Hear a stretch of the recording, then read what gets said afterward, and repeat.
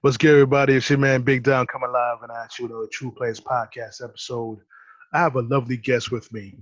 I have an owner and founder of Grown Girls New York, Yes. an entrepreneur, award-winning author of Sister Code, a girl's pep Talk. speaker, pep talk, pep Yeah. speaker, graduate from my rival high school, Hempstead High School. I go to Uniondale, so she's on the rival side, but it's okay. We're working together on this podcast. That's right. Long Island standing up. So Yeah. it is what it is, right? Strong Island. Exactly. A nominee of the ACHI magazine at ACHI Women Support Women Association Incorporated. Yes. I'd like to introduce to you, everyone, Yolanda Brathwaite. Hello, everyone. Thank you for that grand introduction. Thank you. Thank you. I'm so happy to be here. Thank you for having me.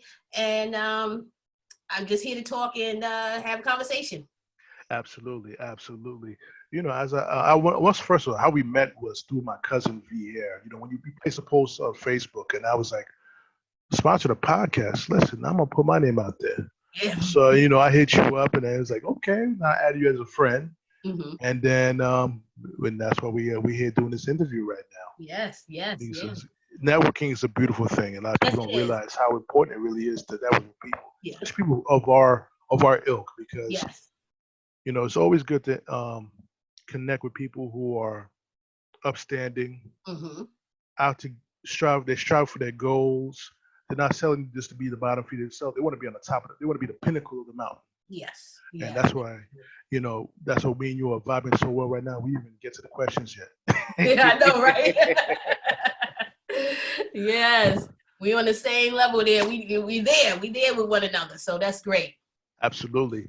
Now, one question I have for you. As I was looking through your profile, you had how did COVID affect you last year? I remember you had an event that had to be canceled because of COVID. How did that affect you?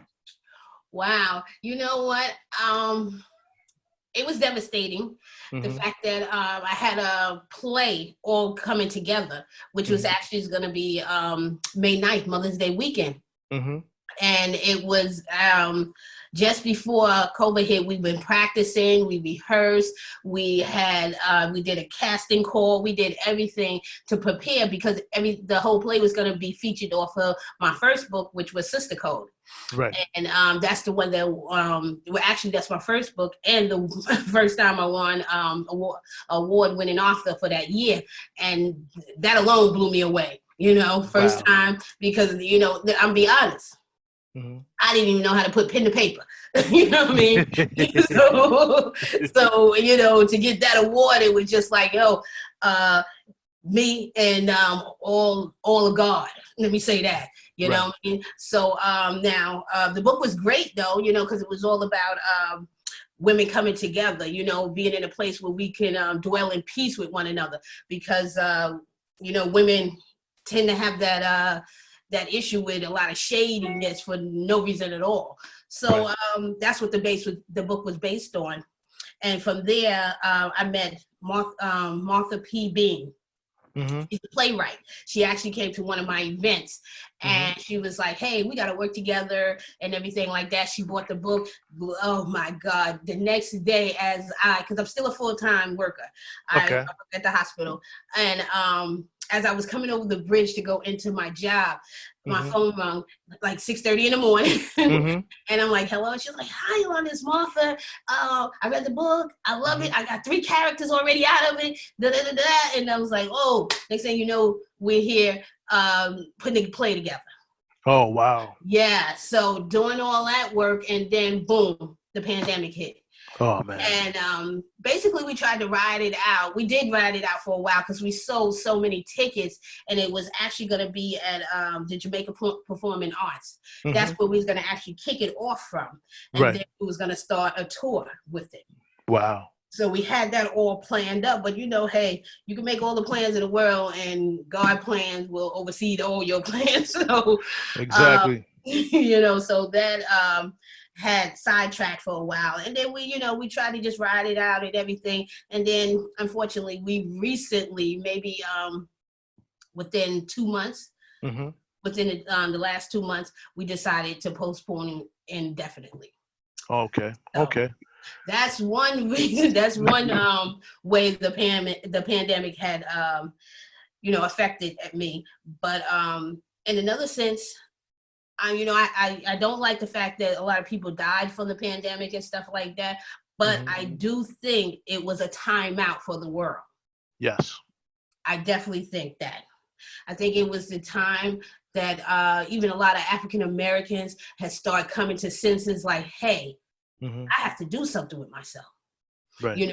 Or these ideas I have, or my skills I have, because more than ever, we have a whole bunch of entrepreneurs now. Yes. We definitely do. Yes. So it was like a timeout just to get your thoughts together and just know that, look, I'm built for something greater. Right. Let me start putting the action behind it. Exactly. We know the thing is, we have to have the gift of improvisation on the fly, on the cuff, just switch a plan. Yeah. Like we did today. So. Yeah, exactly. But it all works. Yeah, it all works. Listen, it all works. It'll work out yes. well. And you mentioned you work in the hospital. Which hospital do you work at? Well, you would know it as Winthrop Hospital, but now have recently changed over to NYU. Okay. Winthrop. So yeah, I've been there now for 15 years. I love it, and I'm definitely ready to go, but I definitely need that insurance as well. Listen, that's the reason why I stay. Like I said, we're rivals again. I'm at Northwell, so that's. Oh wow. Yeah, so because of the insurance is good. Yeah. One thing about entrepreneurs, you got to pay your own health insurance, your own dental insurance. And that's pretty expensive for a lot of. Yeah. Especially in my case, as I had mentioned to you before we talked, we did everything through Messenger. I was telling you that I am also a kidney survivor, a kidney transplant survivor. So the insurance I do need. Absolutely. You did mention how you mentioned about having women coming together, working together. Now, in your opinion, what is one way a woman can come together? Women can come together, have respect for each other, and dwelling in peace with one another. What's one way you think that would work? One way I would think, if we stop the judging. Oh yeah. A lot. I would say I'm speaking on behalf of what I think, and I would say that me as a woman and being around other women, very judgmental. Without even knowing the person. Right. I have been in circles where we already in the building. Another woman walks in the building and they already discussing her shoes.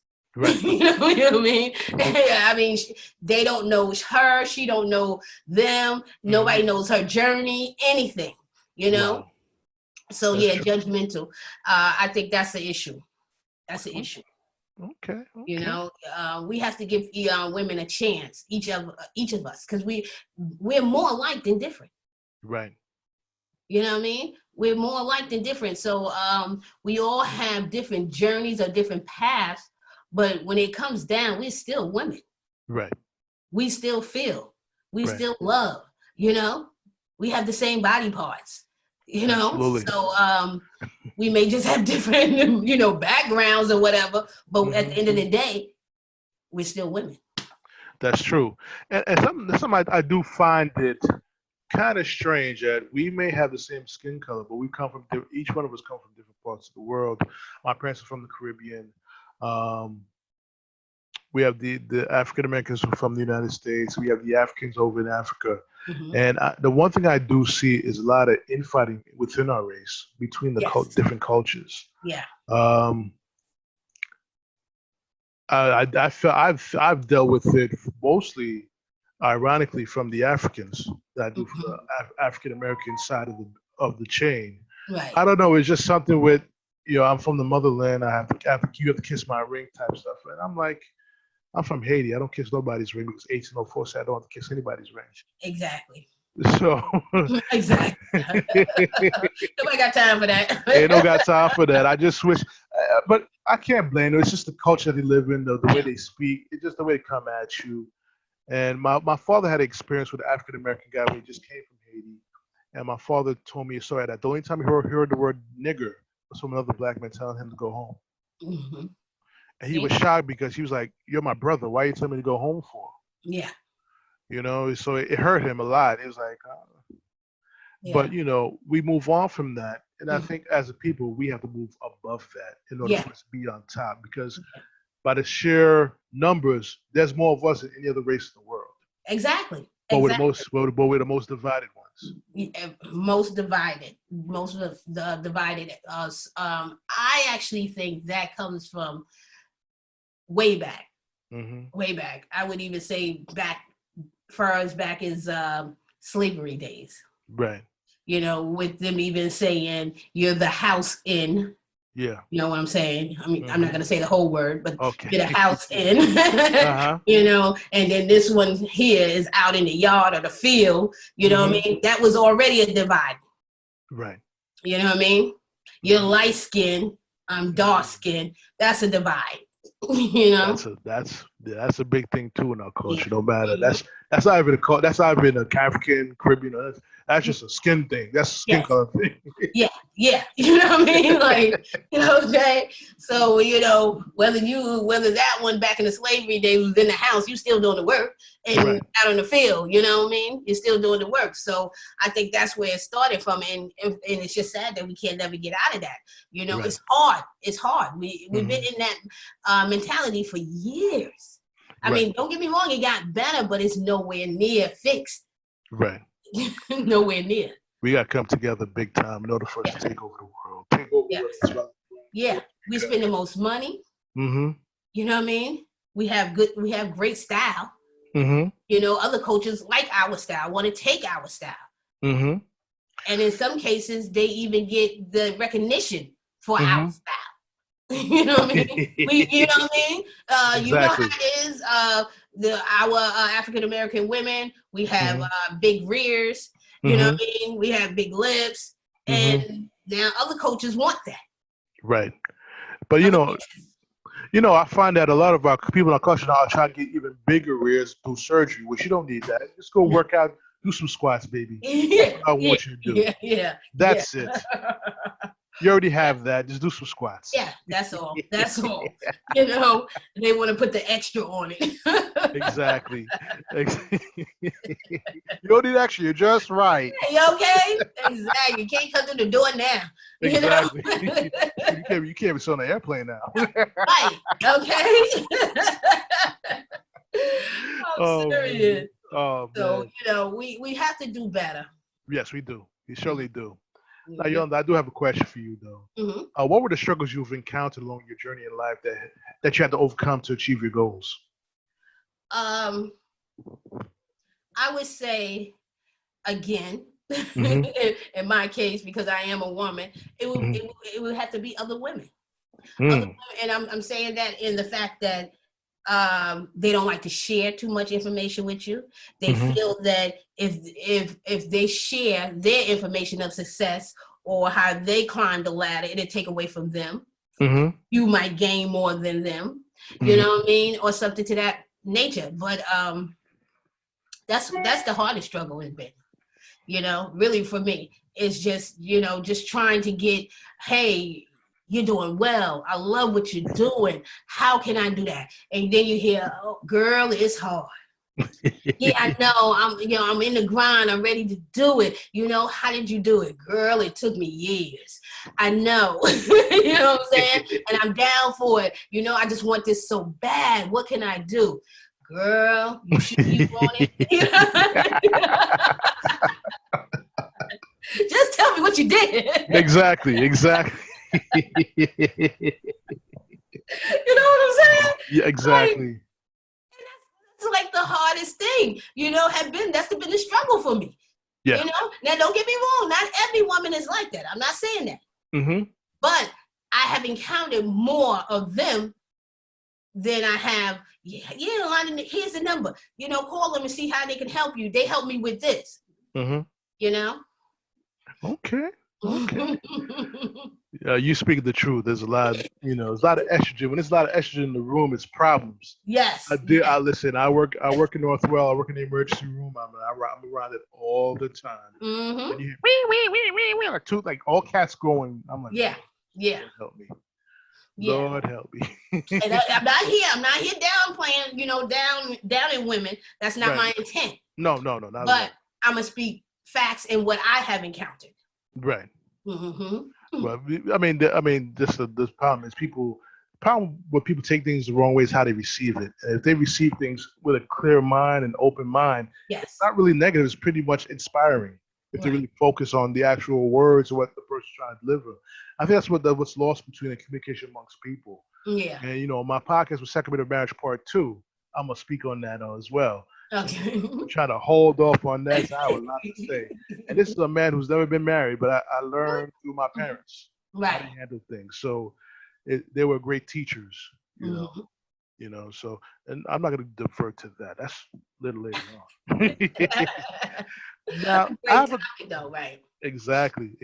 Now, the thing is, I want to know is, how does ambition of a woman affect her positively or negatively? And negatively, how can that affect her in both ways? Both ways, because first of all, if you're ambitious, that's great. Mm-hmm. That's great. That means you're hungry, you're ready to get it. You want more for yourself. Mm-hmm. But in the downturn of that is when people consider you being ambition too bossy. She's doing too much. She's all over the place. Why she thinks she could do this? Or you know what I mean? You get that pushback too. Exactly. You know what I mean? Because I have gotten that a couple of times. Not a lot, but a couple of times. Dad, you doing that again? You doing this? Dad, can you just do that? Okay, so I should just do one thing and just sit down. Right. You know what I mean? I want more. Right. If you want whatever, you want that car, you want that brand new car, you're gonna work. You're gonna do that overtime. Exactly. You do more. To get what you want. Exactly. So that's how I feel like sometimes it's a great thing. And it's good. You feel good inside that you're ambitious. You're not lazy. You're not just sitting around doing nothing in your comfort zone, you know? But then it threatens a lot of people when you're out of your comfort zone because they're still in theirs. Exactly. They're still there. Yeah. So they're fine. And they see you like, wait. You know what I mean? You're doing too much. You know what I mean? No, I want more. Exactly. So it could be a great thing, and it could be, it's just like how you say, it's how you receive it, how you take it. Somebody says that to me, I just be like, yeah, well, I can't stop. It is what it is. I have a vision. You know what I mean? I have a vision. I have a goal, and I want to achieve it. Exactly. Like you can stay there and that's fine. You know what I mean? Stay there. I'm going that way. That way, yeah. You know what I mean? And most of the time, if you got somebody that's around you and they want to stay there, 9 times out of 10, you're not going to be there with them no more. You're leveling up, so you meet more people. You meet other people that you want to get with, higher with, on the next level with. Exactly. I find it funny that people who stay in the comfort zones don't achieve their goals or don't achieve what they want. Yeah. It takes a requirement. People have to learn, in order to be successful, you got to learn to be uncomfortable. Yes. And a lot. And a lot of people don't really don't want to be comfortable, but comfortable means you're gonna have a rent. You're paying rent instead of owning your house, or owning your house, paying a high mortgage instead of owning land. Right.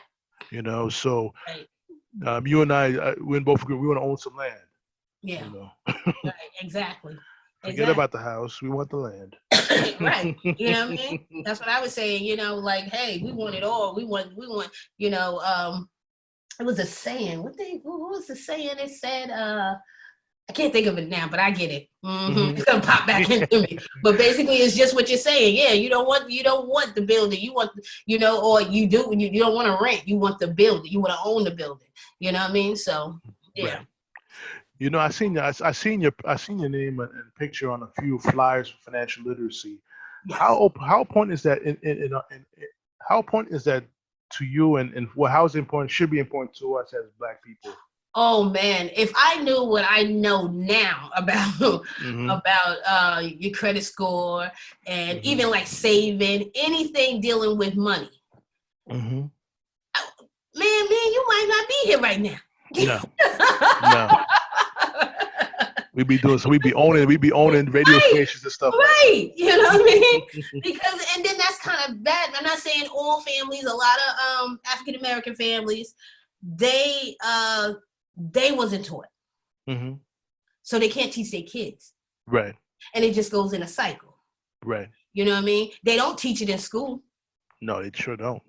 They don't teach it in school at all. So I don't even remember knowing anything about your credit and how to get a credit card and everything. I mean, we did math, we did algebra, like, you know, and I'm like, I ain't did algebra, so I don't even know why I needed it. You know what I mean? I don't use it. You don't use it in your daily life. No, you don't. Not at all. I mean? But that credit, I use it every day. I need to know about it every day. You know what I mean? I need to know why this is affected. I need to know why I went to get that car and he's like, you can't get it. And then I went to the next place and then I thought I got my credit better, went to again, and they're giving me high rates because the credit is not that great. You know, teach me that in school. Right. You know what I mean?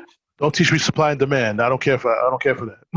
Right, exactly. So yes, it makes a huge difference. And how I got into that was simply because I actually joined a program to better my credit score. Okay. And then I seen the results from it.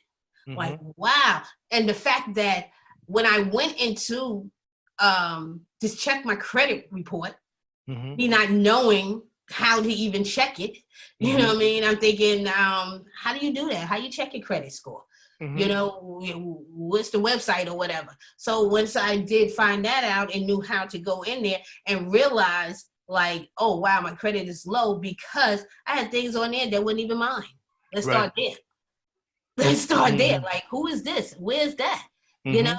And so those things like that was hurting my credit. And then once I knew how to dispute them or, you know, let them know that it wasn't mine, credit started going up. Then I knew how to use my credit card. You know, only try to use 30% of your credit card. You know what I mean? And then I was like, oh, instead of me here maxing it out, well, you know, they gave me $5,000, and here my credit card bill is like $4,099. Figure that, because you pay it, you're good. Right, yeah. In my mind, I'm like, well, I'm gonna pay it off, and so I'm good. Not knowing that is affecting my credit. Yep. You know what I mean? Debt to income ratio, all that stuff. Yes. So I can't wait to do my first episode of that. I have a lot to talk about because, like I said, I'm a money coach. I help people grow, receive, protect, and save their money. Yeah. And a lot of people, you know, don't know how a lot of other cultures build their wealth. Right. And so, and I'm here to teach my people how to do that as well. But the thing is that what difficulties do you find in trying to explain to our people? How do we reach our people for that? Because a lot of them think it's a scam. Yeah, a lot of people do think it's a scam because, you know, first of all,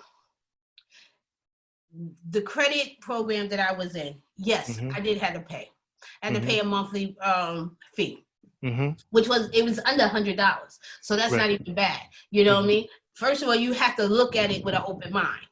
Okay, most people, even when I tell them, I'll be like, yeah, and it's $89. You can leave at any time you want. If you at $550 and you go to $610 and you happy with that, you can leave.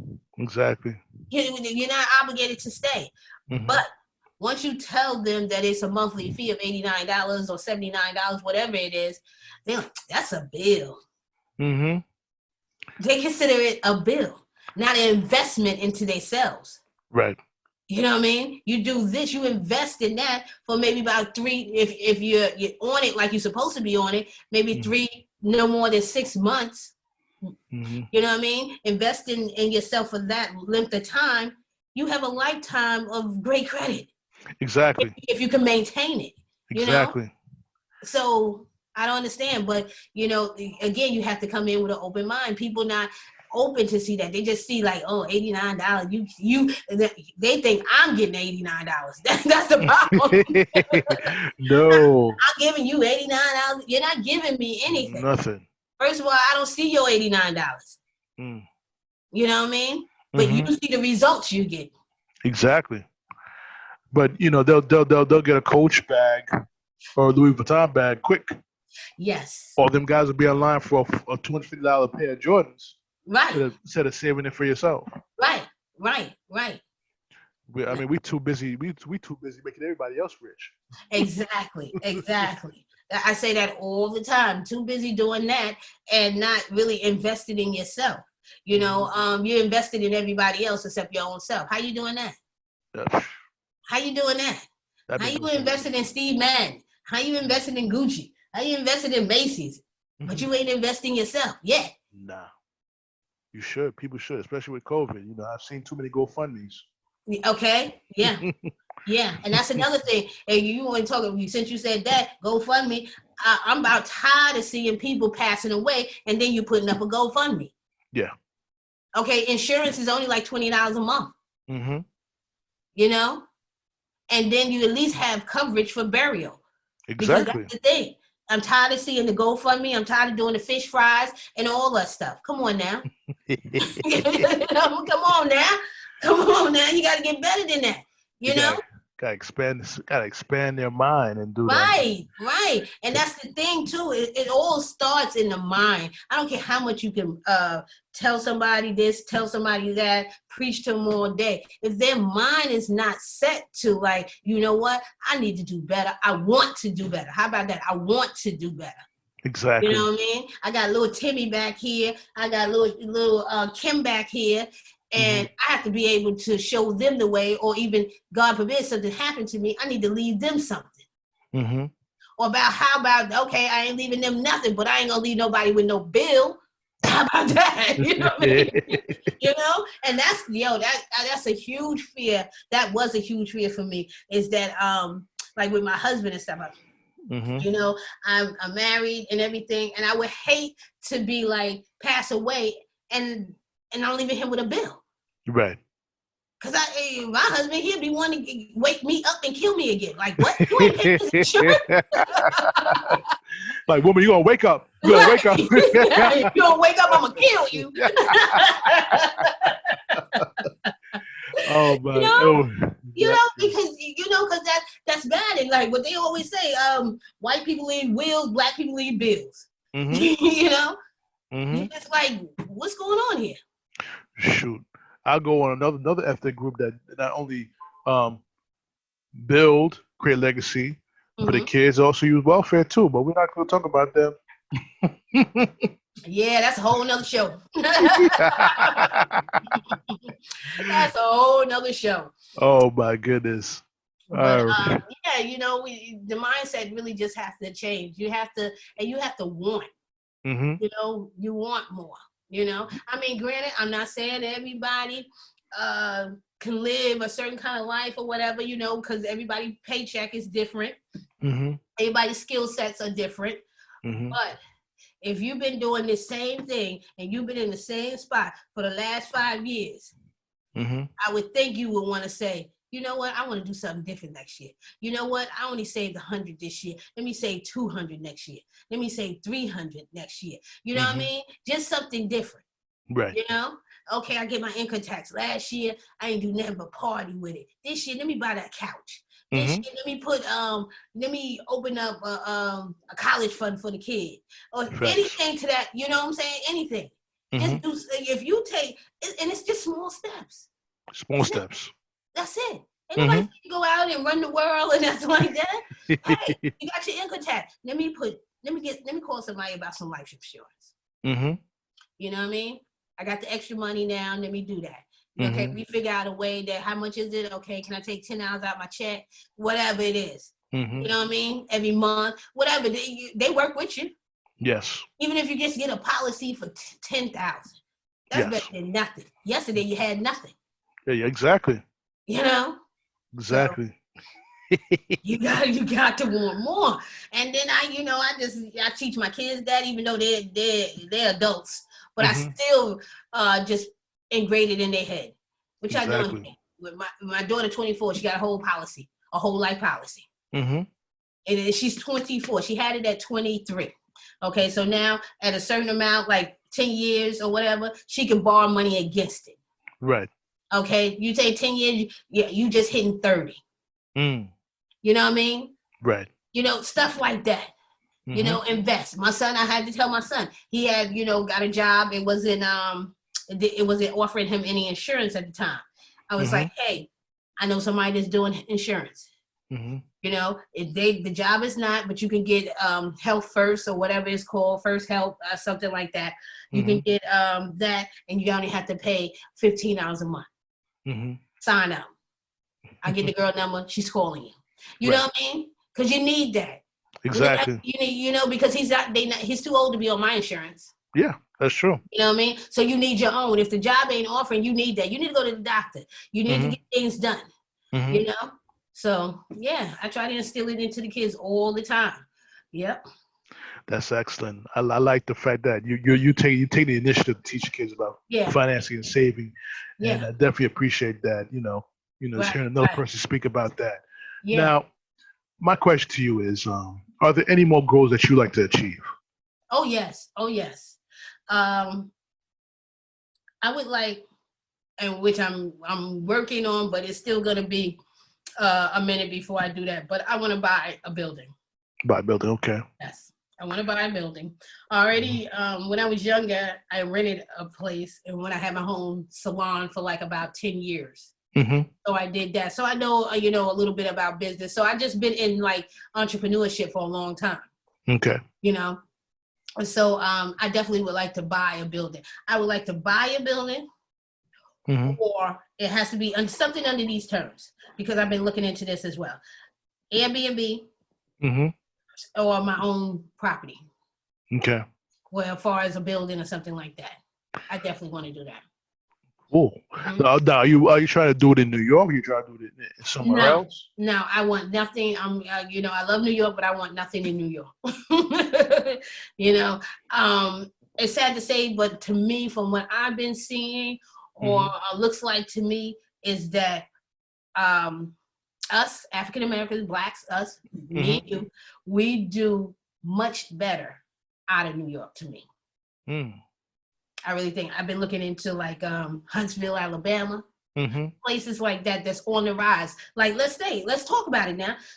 20, 30 years ago, people was moving to Atlanta, and it was costing nothing. It still really costs nothing, but it was really costing nothing back then. Okay, now Atlanta is like the hot spot. Exactly. Businesses are flourishing nonstop for African Americans. Exactly. You can go. Let's not even talk about buying you a house. You know what I mean? You buying a house up here for $500,000 and $600,000. You go down there, you got a mansion for $3. Exactly. You know what I mean? You can't beat that. You can't beat that at all. You can't. And I have so many people that know that Atlanta. I'll be down there actually in May. And I mean, like my girlfriend, she used to live here in New York, and she moved to Atlanta.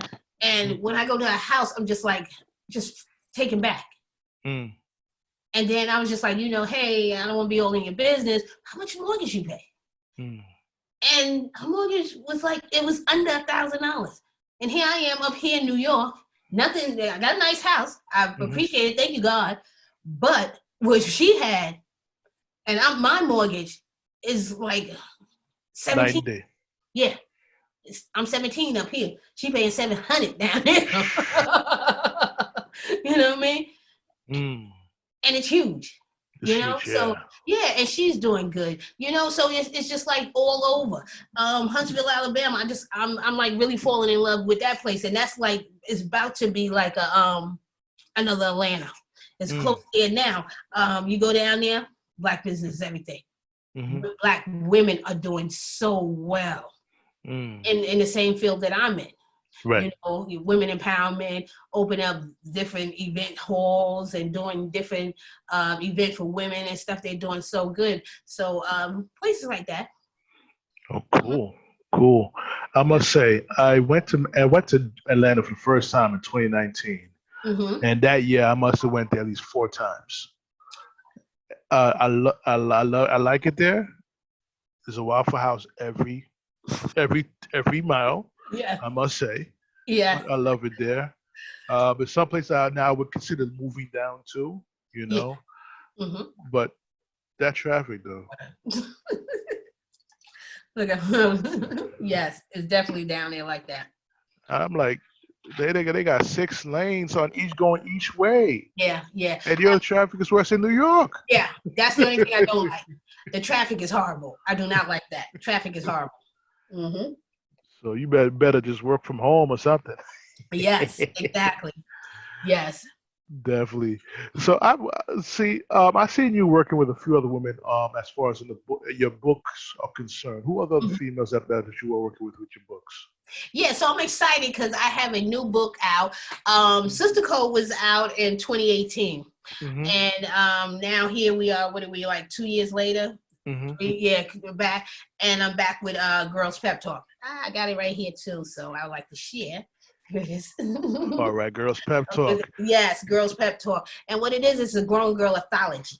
And of different quotations that women can read each day to get them through the day. Or even through any situation, you know, they can refer back to it, get their to motivate them, encourage them up again, you know, because we all need that. It's just like a pep talk. We all need it. We get down, and then you got your, like you, I'm sure you got your brother. Come on, man, come on, let's do this, yo. You know, yo, it's in you. That's the simple pep talk. Right. You know, you just got hyped. You just got your energy back. You like, yeah. All right, thanks, man. Thanks, yeah. That's the pep talk. Right. So we developed a book called Girls Pep Talk. It's myself. Then we have the co-authors, which is, her name is Yolanda, also Yolanda Knight. Okay. Then we have Chanel Henderson, and then we got Ayana Deans. Okay. So it's 3 of us came together to do the book, and we're excited. It'll be out like next week. We're already taking pre-orders for it. Oh, wow. That's going really well with the pre-orders. So we're excited about that. And I just feel that, you know, once in a while, you know, you need that. You need that pep talk. You need that to get encouraged again, to forget, you know, let the ladies know, like, hey, you fell down, but you can get back up and you're going to be more fierce than ever. You know what I mean? So that's what the book basically is all about. You know, our favorite quotes, and we just put them all together and put it in the book, and we're ready. I got you. That's great to hear. So with those books, are strictly paperback, or are you going to have it on a Kindle, or are you going to have audio books to it? Yeah, like actually the Sister Code is already because that was 2018. It's already in paperback. It's still available in paperback and Kindle. The Girls Pep Talk will only be in paperback as of now. Okay. And then soon to be audio and Kindle. Okay. Yeah, so we got that, and we moving and shaking. You know, a lot of interviews lined up, and a lot of book signings we have already. So that's why I was saying in May I'll be in Atlanta. Actually, next month is April, right? I'll be in Florida, Tampa. So we're doing a lot of book tours and book signings, and just getting ready to, you know, to spread the word and let the ladies know, you know, hey, you still bad. Exactly. Exactly. Know? So the tours are Tampa, Atlanta, where else? Yeah, we'll be going to, of course, we'll be here in New York as well, up in the Brooklyn area. We'll be having a book signing for one of the ladies out here in Long Island.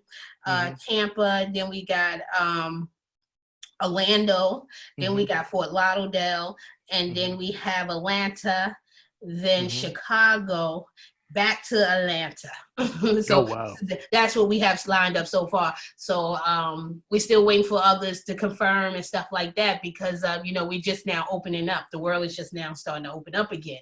Yes. So I'm sure it'll be a lot more on tour dates going around. Exactly. I think the world's opening up a little bit too quickly down there in Texas, but I think so. Oh, down in Texas, yeah, definitely. They're going full bore. They're taking off masks and everything. At least up here, people are getting the vaccination, and they're still wearing their masks. Right. You know, they definitely telling people to still do that. So. Absolutely. I'm not sure about the vaccine yet. Myself I'm treating it like the PlayStation 4. I see how the first batch go out first before I do anything. Yes, exactly. That's with everything. The iPhone, the Galaxy. You gotta get that first round. You remember that? Remember they had the Note that first came out, also with going up in people's ears and stuff. Yeah. I said that's what y'all get for getting the first batch. Yeah. You wait. You 2 months, 3 months. That's fine. You know. Exactly. I'll wait a whole year. Yeah, hey, ain't nothing wrong with that to be on the safe side. I'm not mad at you on that one. Exactly. Exactly. Yeah. Wow. Yeah, Yolanda, I'm really appreciating the conversation with you on the TruPlayaz Podcast. It's definitely Yes. a pleasure to have you on the show. And I just like your energy that came on the show with, and I appreciate you for coming on the show with me. I'm not yet ready to wrap up yet, but I want to put a sincere shout out to my cousin V here for putting me on, having me connect with you Love her. by just mentioning my name, and Yes. I appreciate her for that.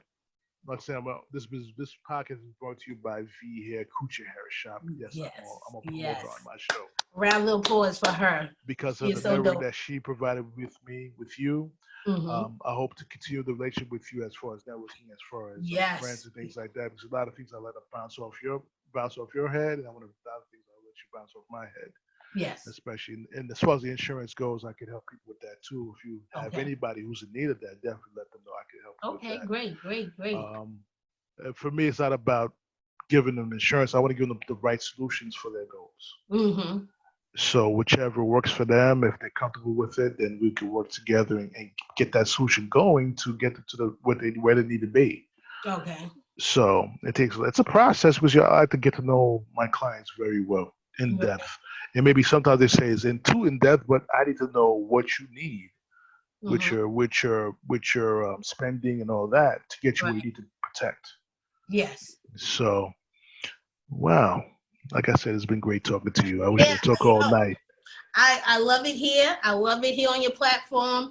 Mhm. I'm so glad that you had me here and you invited me. That was so dope of you to reach out and stuff. V, shout out to her.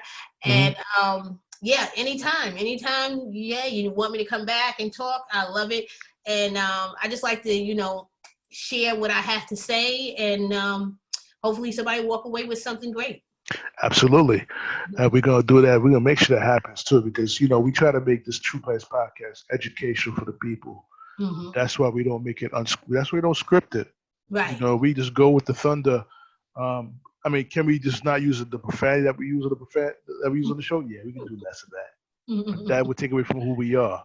Right. But at the same time, but you can still be straightforward without the profanity. That's what we're working on together Right. as collectively as a group. Because TruPlayaz Podcast, my dream is to take it to another level. I want to own a serious station, a Right. serious channel, so I can have all podcasters under my channel.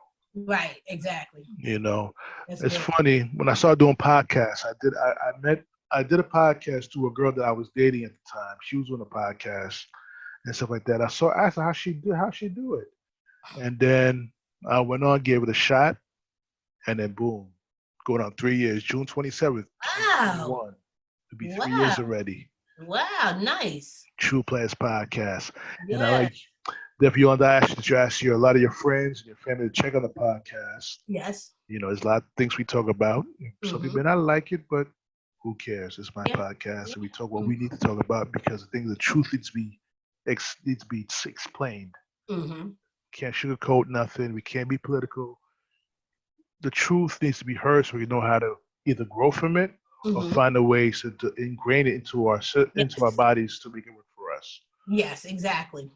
So, absolutely, Yolanda. Any last words, Yolanda, before we sign off? Basically, again, I'd like to thank you, and I like to also give out a little information about myself. If anybody is interested in go checking out my Facebook page, which is Yolanda Brathwaite. I'm on IG at Grown Girls NYC _Inc. And also, I have a second chapter, which is in Atlanta. So I have Grown Girls Atlanta also. That's run by my girlfriend, Donique, and she runs the whole Atlanta thing. So, yeah, that's about me. You can check me on LinkedIn, and or you can also go to my website at www.growngirlsnyc.com. All right, Yolanda, thank you very much for that. Everybody, it's your man Big Time. I'm about to sign off for this podcast. But keep in mind one thing, ladies and gentlemen, you can listen to this podcast on Anchor, Spreaker, Spotify, Soundcloud, iHeart Radio, Apple Podcasts, Google Podcasts. If you want to see the video version, it's on YouTube. Just search for YouTube. Search for TruPlayaz Podcast, which is PLAYAZ Podcast. And subscribe to the channel. There's more to come with the TruPlayaz Podcast. When I tell you this is facts. I'm going to introduce you the financial aspect of the TruPlayaz Podcast, which will be called True Money Podcast. So in about a month, 3 weeks to a month, we will be shooting our first episode. We're going to be talking about credit. And hopefully we'll have Yolanda on the show as well. We're going to talk about credit as well as the Rule of 72. Unknown secret people don't know about. We're going to talk about that on the first episode. Nice. All right, everybody. So it's your man, Big Don. I'm about to sign off on this TruPlayaz Podcast. I'll talk to y'all soon. Peace.